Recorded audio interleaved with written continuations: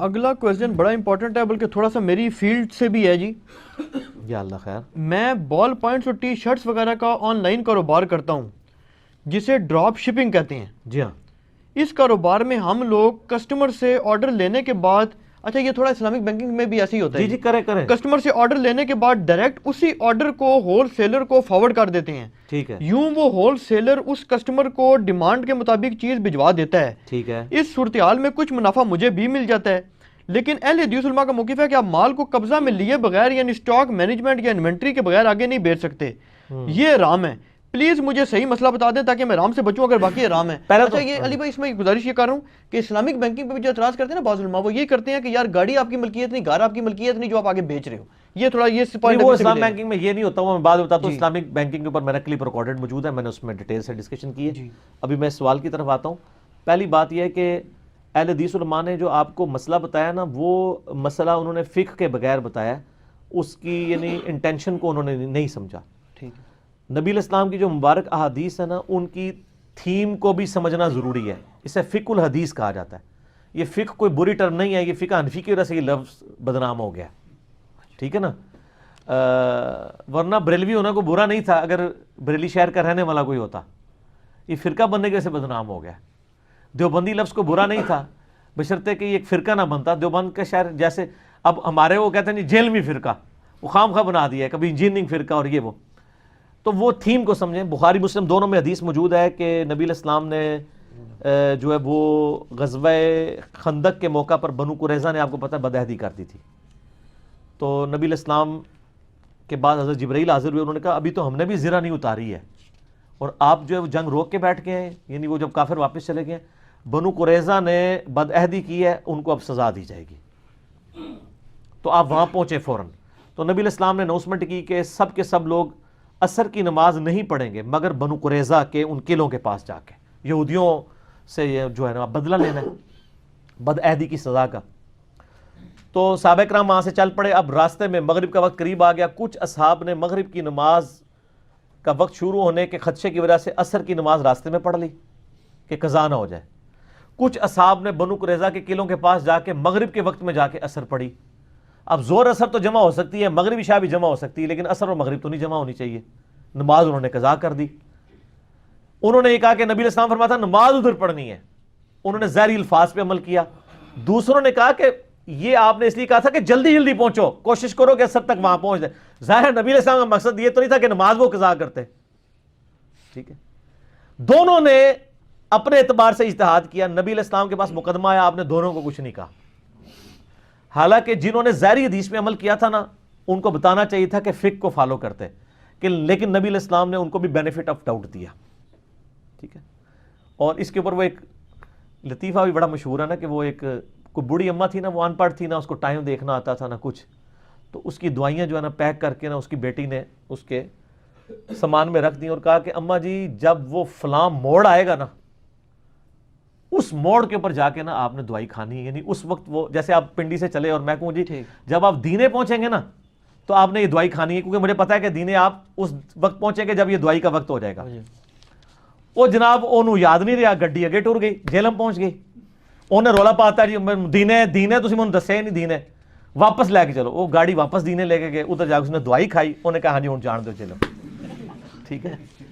وہ میں دوائی اتنے کھانی تھی. تو وہ تھیم کو فالو کرنا تھا نا، اس نے اور لیٹ کر دی. وہ دوائی کا یہ مطلب نہیں کہ دینے میں کھانی تھی، مراد یہ ہے کہ فوراً کھانی تھی. وہ بنو قریظہ والا بھی یہی معاملہ ہوا. فقہ الحدیث یہ تھا. یہاں پہ بھی فقہ الحدیث سمجھیں. بخاری مسلم میں حدیث ہے کہ نبی صلی اللہ علیہ وآلہ وسلم نے فرمایا کہ کوئی شخص جب کوئی مال بک کروائے تو جب تک اس مال پر قبضہ نہ کر لے اس کو آگے کسی کے ہاتھوں فروخت نہ کرے. اس حدیث کے تحت وہ کہتے ہیں کہ آپ ڈائریکٹ آرڈر لے کے کسٹمر سے کمپنی کو دیں $10 کا، اور کمپنی وہ 15 کی چیز اس کو دے اور بیچ میں $5 آپ رکھ لیں. وہ کہتے ہیں آپ نے تو قبضہ کیا نہیں، آپ ڈائریکٹ کر رہے ہیں، قبضہ تو کیا نہیں، لہٰذا یہ کاروبار حرام ہے. لیکن سر بخاری مسلم میں اگلے الفاظ اس کو بتاتے ہیں کہ یہ آپ کا کہنے کی تھیم فقہ الحدیث کیا تھا. اس میں الفاظ ہیں بخاری و مسلم کے کہ وہ چیز قبضے میں کرو اور اس چیز کو چیک کرو کہیں اس چیز میں خرابی ہی نہ ہو، غرر نہ ہو. یعنی میں نے اگر 10 ٹی شرٹس بک کروائی ہیں، اس میں سے اس نے 4 تو ٹھیک ڈالی ہیں، 6 کے اندر کچھ خرابی ہے، میں نے دیکھے بغیر ہی آگے بیچ دی، تم دھوکہ کر دیا نا, غرر ہو گیا نا. آج کل یہ مسئلہ نہیں ہوتا, آج کل تو برانڈڈ چیزیں ہیں, وہ گاہک کے پاس چلی بھی جائے نا وہ کلیم ہو جاتی ہے. نبی علیہ السلام کی تھیم کیا تھی کہ تم قبضہ کر کے دیکھو کیا جو چیز تم آگے بیچ رہے ہو وہ ٹھیک بھی ہے کہ نہیں. مثلا میں آپ سے کہتا ہوں کہ جی میں ایک آپ کو پیاز کا پورا ٹرک جو ہے وہ دیتا ہوں اس ریٹ کے اوپر, اور آپ کو میں نمونے کے طور پہ چند پیاز دکھاتا ہوں.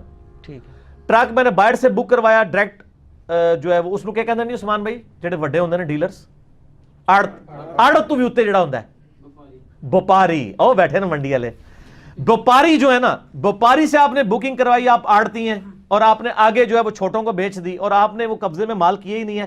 ہو سکتا ہے وہ پیاز مکس ہو تو وہ تو آپ کو گالیاں نکالے گا. اس میں الفاظ ہیں کہیں غرر نہ ہو, دھوکہ نہ ہو.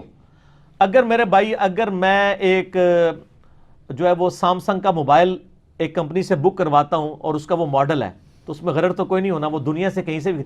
سر پھر دیکھ لو گورا ہی ہے نا, دنیا تو جتنے بھی چیز خریدو خالص ہی ہوئے گی. جنت پھر بھی تسی جانا ہے, دو نمبریاں کر کے بھی کہانیاں تو کرائیاں نے.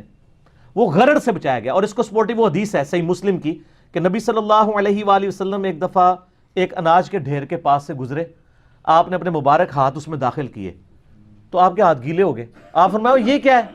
کہ یا رسول اللہ وہ رات کو بارش ہوئی تھی تو گندم گیلی ہو گئی ہے, اوپر والی خشک تھی, اندر تو ظاہر دھوپ تو اوپر پر لگتی ہے. آپ نے فرمایا تم نے اس چیز کا عیب لوگوں کے سامنے کیوں نہیں ظاہر کیا کہ لوگوں کو پتہ چلے, یہ نہ ہو کہ وہ اوپر سے دیکھ کے اوپر سے چیک کر کے لے جائیں, جس طرح آپ کے فروٹ والے کرتے ہیں, سامنے اچھے اچھے فروٹ رکھے ہوتے ہیں. تو اسی طرح نہیں نہ کرتے وسیم بھائی؟ اچھا ٹھیک ہے. اچھا وہ جیسا کرتے ہیں اس طرح آپ کے ساتھ, تو وہ آپ نے فرمایا تم اس کو لوگوں کے اوپر عیب کو ظاہر کرو. پھر آپ نے ارشاد فرمایا جس نے ملاوٹ کی وہ ہم میں سے نہیں ہے. یہ جو حدیث کا آخری حصہ ہے نا وہ پوری حدیث مسلم شریف کی اس طرح ہے. غرر نہیں ہونا چاہیے. غرر کہتے ہیں دھوکے کو. جس چیز میں غرر اور دھوکہ انوالو ہو گیا وہ کاروبار پھر ہو جائے گا حرام. اور یہ جو فروٹ والے برا نہ منانا جڑے 2 نمبر نے, اور میں تمہیں طریقہ بھی دس دینا فروٹ لینے کا, آج آپ طریقہ بھی سیکھ لیں. جیسے وہ آپ کو پتا ہے نا بہشتی زیور کے اندر وہ کوفتے بنانے کا بھی طریقہ لکھا ہوا ہے. اچھا تو وہ چونکہ بہشتی زیور کہتے ہیں جب دلہن جائے نا تو اس کو یہ زیور بھی آپ دے کے بھیجیں, اس لیے اس کا نام بہشتی زیور رکھا ہوا ہے. ٹھیک ہو گیا. تو سر یہ ایک منی جو ہے وہ جنتی زیور, اس کے مقابلے میں ایک جنتی زیور کتاب لکھی بریلویوں نے, اس نے ان کا نام رکھا جنتی زیور. ٹھیک ہو گیا. وہ فروٹ میں ایک دفعہ نا اسلام آباد کی جو منڈی ہے نا جی, منڈی موڑ, آپ تو خیر آئے ہوئے ہیں نا وہاں پہ I-10 کے پاس, میں یعنی ابھی ہائی ایس میں جیلم کی بیٹھنے لگا نا 5-6 سال پہلے کی بات ہے. تو دوپہر کا کھانا میں عموماً نہیں کھاتا ہوں, تو مجھے اس دن بھوک لگی تو میں نے نا وہ امرودوں والا کے پاس گیا, بڑے خوبصورت امرود. تو میں نے اس کو کہا یار نا یہ تم مجھے آدھا کلو امرود دے دو. اس نے میرے سامنے خوبصورت چون چون کے نا ڈالے اور جو ادھر ترکڑی انہیں تھلے رکھی سی سر, اس پہ تولا اور اس نے گیرا لگا کے مجھے پکڑائی. لیکن نہ شروع دی ہے, میں بڑا وہمی بنا. میں نے اس کے سامنے ایسے گیرا کھولی, ٹھیک ہے, گیرا کھولی تو وہ ایک ہی امرود ٹھیک تھا, باقی سارے داغی تھے. وہ جب اس نے نیچے کیا نا تو میرا لفافہ اس نے نیچے کنڈے پہ ٹانگ دیا, اور ایک آلریڈی وہاں پڑا ہوا لفافہ تھا اس کو تول کے اس نے مجھے پکڑا دیا. تو سر میں نے کوئی غصہ نہیں کھایا, میں نے پھر بھی اس کو پازیٹیو لیا. لڑائی کرنے سے نقصان ہوتا ہے.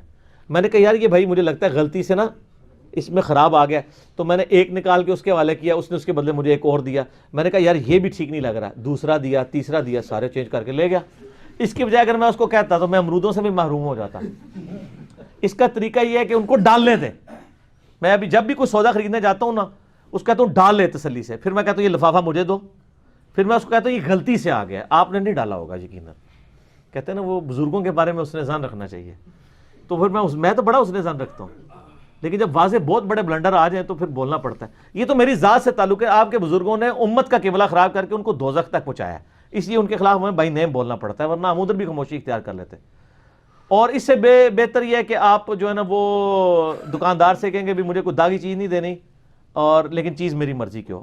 آپ بھی تو سر زیادتی کرتے ہیں نا, ایک امرود جو یعنی پیٹی میں سے نکل کے داغی صاف کر کے وہ اس بیچارے کو خود 100 روپے کلو پڑ رہا ہے, اور آپ اس سے 80 روپے لینا چاہتے ہیں, تو پھر 80 روپے تو نہیں دے گا نا, وہ پھر آپ کو ملاوٹ والا ہی دے گا نا. وہ اس کو بھی چاہیے وہ بتا دے. جیسے میں کہتا ہوں کہ دودھ میں پانی ملانا سنت ہے, نبی علیہ السلام کے مبارک زمانے میں دودھ کو ٹھنڈا کرنے کے لیے پانی ملاتے تھے نا, برف تو ہوتی نہیں تھی, وہ مٹکے کا پانی ملایا جاتا تھا. لیکن اس ملاوٹ والے دودھ کو خالص کہہ کے بیچنا جو ہے وہ حرام ہے, غرر آ گیا نا. ورنہ آپ کہیں جی پانی والا دودھ 70 روپے کلو, بغیر پانی والا خالص 120 روپے. سر وہ تو 70 روپے نہیں ملے گا, جس نے بھینس رکھی ہے اس سے پوچھیں آپ. تو ہم لیتے ہیں 120 روپے لیتے ہیں, صحیح ملے گا آپ کو. آپ کہیں مجھے 70 روپے میں خالص دودھ ملے, تو سر آپ ذرا خود سوچیں کہ آپ اپنی بھی بھینس رکھیں تو آپ کس طرح 70 روپے میں خالص دودھ لیں گے. تو پھر صرف یہ میں ابھی بھی دعوے سے کہتا ہوں, جتنے دودھ والے ہیں نا وہ لکھ کے لگا دیں کہ خالص دودھ جو ہے وہ 120 روپے ہے, اور جو پانی والا دودھ ہے ویسے تو ان کو خود بھی پتا ہوتا ہے جو لے کے بھی جا رہے ہیں پانی والا, لیکن آپ لکھ دیں, آپ کے گاہک نہیں ٹوٹیں گے. سر خالص دودھ تو لوگ گھروں سے آ کے لے کے جاتے ہیں, خالص دودھ تو بیچنے کے نہیں جانا پڑتا, وہاں تو لائنیں لگی ہوئی ہوتی ہیں. آج بھی جو خالص دودھ ہے لوگ گھروں سے اٹھا رہے ہیں, لیکن ملاوٹ اور غرر والا معاملہ نہیں ہوگا. جب آپ غرر اور ملاوٹ کریں گے پھر سر مصیبت کھڑی ہو جاتی ہے. لہٰذا میں نے آپ کو کتنے میٹھے میٹھے مدنی پھول جو ہے وہ بیان کر دیے ہیں. علی بھائی سوال ہے, آج کل رولیکس یا راڈو کی طرح چائنا میڈ گھڑیاں مارکیٹ میں آ چکی ہیں جو اوریجنل کا ریپلیکا ہوتی ہیں, لیکن قیمت صرف 15,000 تک ہوتی ہے. پاکستان میں اس کاروبار کی اجازت ہے لیکن یورپ میں کاپی رائٹ کی وجہ سے منع ہے. ایسی صورتحال میں یہ کاروبار میرے لیے حلال ہے یا حرام؟ بڑا مشکل سوال ہے جی. یہ کاپی رائٹس والا ایشو واقعی ایک جرم ہے. ظاہر ہے ایک بندے نے اتنی محنت کر کے پیسہ لگا کے ایک ٹیکنالوجی ڈیولپ کی ہے اور آپ اس کو فوراً ڈیٹو کاپی کر لیتے ہیں. اس کو ہم اپنی انجینئرنگ میں کہتے ہیں ریورس انجینئرنگ. جی ٹھیک ہے, تو ریورس انجینئرنگ کر کے آپ اس چیز کو جو ہے وہ ریپروڈیوس کر کے, تو وہ اب اوریجنل راڈو کی اگر 1.5 یا 2 یا 3 لاکھ روپے کی گھڑی ہے اور آپ 15,000 روپے کی اس کا ریپلیکا بیچ رہے ہیں, ویسے جو خرید رہے ہوتے ہیں ان کو بھی پتہ ہے یہ ریپلیکا ہے اور وہ کوالٹی وہ نہیں ہوتی ہے. اس میں تو ظاہر ڈائمنڈ بھی لگا ہوا ہوتا ہے, اس میں ڈائمنڈ نہیں ہوتا, تو ظاہر اس کی جو مٹیریل کاسٹ ہے وہ اتنی نہیں ہوتی, لیکن ٹیکنالوجی کاسٹ تو ظاہر انہوں نے اس طریقے سے کر لی ہے. تو اس طرح کی جو چیزیں ہیں نا جی, ان میں انٹرنیشنل لیول کے اوپر یورپ میں اور امریکہ کے اندر تو آپ ایون کسی کتاب کی فوٹو کاپی بھی نہیں کروا سکتے. اس کے بھی رائٹس ہیں. وہ کہتے ہیں اس کتاب کے مالک آپ نہیں ہیں, آپ جس بندے نے محنت کی ہے اس سے کتاب خریدیں یا وہ اس کی فوٹو کاپی کرا کے آپ کو بیچے. پاکستان میں بھی کاپی رائٹس ہیں, ایسا نہیں ہے کہ کاپی رائٹس نہیں کتابوں کے. البتہ پاکستان میں یہ قانون ہے کہ جس مصنف کو فوت ہوئے 50 سال ہو چکے ہیں نا, اس کے رائٹس ختم ہیں. یعنی آپ ڈاکٹر اقبال کی شاعری کوئی بھی چھاپ سکتا ہے, اس کے کاپی رائٹس کوئی نہیں ہے. لیکن جس مصنف کو مرے ہوئے 50 سال نہیں گزرے ہیں تو پھر آپ جو ہے وہ اس کے رائٹس اس حوالے سے موجود ہیں. یہ والی جو چیزیں ہیں نا جی, اس طریقے سے پائریٹڈ سافٹ ویئرس کا بھی ایشو آتا ہے جی, تو ظاہر ہے یہ تو غلط ہے. لیکن چونکہ اب پاکستان کے اندر یہ جرم نہیں ہے اور ریپلیکا بیچا جا رہا ہے, اور ریپلیکا لینے والے کو بھی پتہ ہے, بیچنے والے کو بھی پتہ ہے یہ اوریجنل نہیں ہے, تبھی تو اتنی قیمت دے رہا ہے. کوئی بیوقوف تو نہیں ہے نا کہ 1.5 لاکھ کی جو وہ گھڑی آپ کو 15,000 کی دے رہا ہے. تو اس اعتبار سے تو اس میں غرر اور دھوکہ نہیں ہے. اس میں نے مشورہ دوں گا کہ ایسے لوگ جو ہے نا اوریجنل بھی رکھیں اور کہیں جی یہ اوریجنل راڈو ہے, یہ 3 لاکھ کی ہے, یہ اس کا ریپلیکا ہے جس میں وہ والی چیزیں نہیں لگی ہوئی ہیں, لیکن دیکھنے میں یعنی شو مارنے کے لیے لوگوں نے لینی ہوتی ہے نا. سارے ساڑھے آتے نہیں دیسی گھڑیاں بننے والے تو دیسی بال پوائنٹ رکھنے والے, تو شو مارنی ہے تو اس کے لیے ٹھیک ہے, یہ آپ کو 15,000 کی مل جائے گی. اس کے اوپر ریزرویشن ان کمپنیوں کی ہوگی, وہ کہیں گے جی ہماری وہ چیزیں نہیں بک رہی ہیں, تو سر ان کو پریشانی نہیں کرنی چاہیے, اس لیے کہ ان کی چیزیں ویسے بھی نہیں یہاں بکنی, کیونکہ یہاں 15,000 والا گاہک ہے, 3 لاکھ والا تو ہے ہی نہیں ہے. صحیح. تو اس میں چاہیے یہ کہ ان کمپنیوں کو مشورہ دیا جائے کہ وہ کمپنیاں خود اپنے ریپلیکا نکال دیں. ٹھیک. جس طرح چائنا سے آپ اپنے آرڈر کے اوپر 10 روپے والا بال پوائنٹ بھی بنوا سکتے ہیں, 20 روپے والا بھی بنوا سکتے ہیں, 30 والا بھی, depending upon the quality. Even آپ موبائل دیکھیں, انہوں نے ایک طرح کے موبائل ہیں کتنا 2-3 ہزار روپے کی قیمت کے فرق سے وہ چلتے ہیں. تو یہ کام کیا جائے وہ زیادہ بہتر ہے. اور آلریڈی آپ کے ہوشیار قسم کے جو کاروباری لوگ ہیں یہ کام کر رہے ہیں. پاکستان میں آپ کو پتا نا جو باہر کی گاڑیاں, ان کے بڑے ٹیکسیز ہیں, اس کی وجہ سے کافی گاڑی یہاں پہ مہنگی بکتی ہے. تو یہ اپنا پروفٹ انکریز کرنے کے لیے کیا کرتے ہیں کہ آپ اگر اوریجنل ہونڈا کی گاڑی یا ٹویوٹا کرولا کی گاڑی اگر آپ امریکہ اور یورپ میں دیکھیں اور وہی پاکستان میں, تو زمین آسمان کا فرق ہے. بندہ کہتا ہے یہ کیا ہے, تو سر یہ ان کو کہتے ہیں کہ جناب آپ یہ چیز کم کر دیں, ہمیں کم پیسوں کی گاڑی منگوا دیں تاکہ ہم پروفٹ یہاں زیادہ کر لیں. تو وہ بتا دیتے ہیں جی آپ اس میں یہ فیچر نکال دیں, یہ فیچر نکال دیں, یہ فیچر نکال دیں, یہ بیٹری تھوڑی ڈاؤن کر لیں. یہاں تو حالت یہ ہے کہ میں وہ اگلے دن یو پی ایس کی بیٹری لینے گیا تو وہ آپ کو پتہ ہے آج کل وہ ایک بیٹری کے وہ ایک سیل کے اوپر نا انہوں نے ٹرانسپیرنٹ والا نا ڈھکن لگایا جس سے آپ کو نا پتہ چل جاتا ہے اس میں پانی کم ہوا ہے زیادہ. تو میں نے پرانی بیٹری جب دی نا بیچی نا تو میں نے اس کو بتایا کہ بھئی یہ میں ڈھکنا سنبھالنے لگا ہوں, اس کے بغیر تم یہ لے لو, تو اگر نئی میں ہے تو پھر تو مجھے رکھنے کی ضرورت نہیں ہے. وہ کہتا نہیں صاحب جی وہ نئی میں تو نہیں آ رہا, الگ نئی تو آگے ہونا چاہیے. تو اس نے نئی میں سے آلریڈی وہ 250 کا نکال کے بیچ دیا ہوا تھا. وہ پھر بعد میں مانا ہے کیونکہ اوپر سٹیکر کے نشان تھے, وہ سیل لگی ہوئی ہوتی ہے نا. یہ تو ہمارے لوگ کر رہے ہیں. تو وہ 250 روپے ادھر سے بھی اس نے مار لیا, 250 روپے کی کمائی کر لی, ادھر سے یہ کر لیا. مجھے بعد میں پتا تو چل ہی گیا نا. اب کئی 250 نکل جائیں گے. یہاں پہ کتنے آرام خور ہیں وہ آپ کو بتائیں گے کہ جناب پوری, مجھے ایک پولیس آفیسر ملے میرے, میں جب انجینئرنگ یونیورسٹی میں پڑھتا تھا تو وہاں پہ انچارج تھے اس وقت. وہ نئے نئے یعنی دین کے راستے کے اوپر آئے تھے, داڑھی وغیرہ رکھی تھی. وہ مجھے بتا رہے تھے ان کو دل کی تکلیف ہو گئی تھی. مجھے بتا رہے تھے علی بھائی پوری زندگی میں جتنی رشوت کھائی ہے نا اس سے زیادہ میں اپنے علاج پہ لگوا چکا ہوں. سر کسی نہ کسی فارم میں یہ چیزیں نکل جاتی ہیں, کبھی ٹینشن کی شکل میں, کبھی بیماری کی شکل میں. وہ اللہ تعالیٰ نے, اور یہ تو سر دنیا میں ابھی آخرت کا عذاب باقی ہے. یہ نہ سمجھیے گا اس کی وجہ سے آخرت کا عذاب ٹل گیا. جو آپ نے کسی کا حق مارا ہوا ہے وہ تو اسی نے ہی معاف کرنا ہے. یہ تو اللہ تعالیٰ نے ایک رول طے کیا ہے کہ اسی لیے تو سورہ نساء کے اندر ہے جو لوگ یتیموں کا مال ناحق کھاتے ہیں وہ اپنے پیٹوں میں دوزخ کی آگ بھر رہے ہیں. دنیا میں آپ انگارہ اپنی زبان پہ رکھیں نا تو جل جائے گی, حرام کا مال رکھیں نہیں جلے گی, کیونکہ دنیا میں مورل لاز ایکٹیو نہیں ہے, صرف فزیکل لاز ایکٹیو ہیں. آخرت میں مورل لاز بھی ایکٹیو ہو جائیں گے کہ دنیا میں جو حرام کھایا تھا اس نے پیٹ میں مروڑ نہیں کیا تھا لیکن وہی پیٹ میں اب آگ کا سانپ بنا ہوا ہوگا. کیونکہ اللہ تعالیٰ, اللہ کیا حکم ہے نا, جس وقت جس چیز کو آرڈر دے دے. وہ تو سر سورہ حمیم سجدہ میں آتا ہے کہ انسان کی اپنی کھال ہاتھ پاؤں بھی بولیں گے تو انسان پھر کہے گا کہ ان کو کس نے زبان دی, تو وہ چیزیں بول کے کہیں گی ہمیں اسی نے زبان دی ہے جس نے باقی مخلوقات کو بھی زبان دے دی ہے. یہ ہاتھ پاؤں خود انسان کے خلاف گواہی دینا شروع کر دیں گے, کھال گواہی دینا شروع کر دے گی. تو یہ مورل لاز ایکٹیو ہو جانے, لہٰذا اللہ سے ڈرنا چاہیے. اس طرح کے کاروبار کا معاملہ یہ ہے کہ جب تک پاکستان اس کو الاؤ کرتا ہے اور وہ کسٹم پے ہو کے آ رہا ہے, سمگلنگ کا سامان نہیں ہے اور ریپلیکا کے طور پہ آ رہا ہے, آپ بیچ سکتے ہیں لیکن آپ اوریجنل کہہ کے اس کو نہ بیچیں جب تک وہ باہر کی کمپنیاں, جب باہر کی کمپنیاں جوڈیشری کے تھرو اپروچ کریں گی پھر یہاں پہ کوئی کھولے گا بھی نہیں. یہاں پہ کئی ایک لوکل برانڈ ہے جس کی آپ جعلی ریپلیکا کریں تو فوراً آپ کے اوپر مقدمہ ہو جاتا ہے. جیسے پنڈی میں سیور فوڈز ہے, ہمارے جیل میں ایک بندے نے سیور فوڈز کھولا, انہوں نے فوراً کیا تو اس نے نام اپنا چینج کر دیا. تو اگر باہر کی کمپنیاں جو ہے نا ان تک یہ بات پہنچتی ہے اور وہ پاکستان میں بندی لگوانا چاہتی ہیں تو پاکستان سے رابطہ کر لیں اگر وہ بندی لگوانا چاہتے ہیں. اس سے بہتر یہ کہ وہ ریپلیکا خود نکال دیں. جیسے چائنا میں آپ کو پتا ہے نا, چائنا سے ایک ہی چیز کئی گریڈز میں نکلتی ہے. یورپ امریکہ میں وہ ایک گریڈ کی چیز جاری ہوتی ہے, وہ مہنگی ہوتی ہے. لوگ کہتے ہیں چائنا کا مال ہے. چائنا, سر چائنا کو بری چیز نہیں ہے.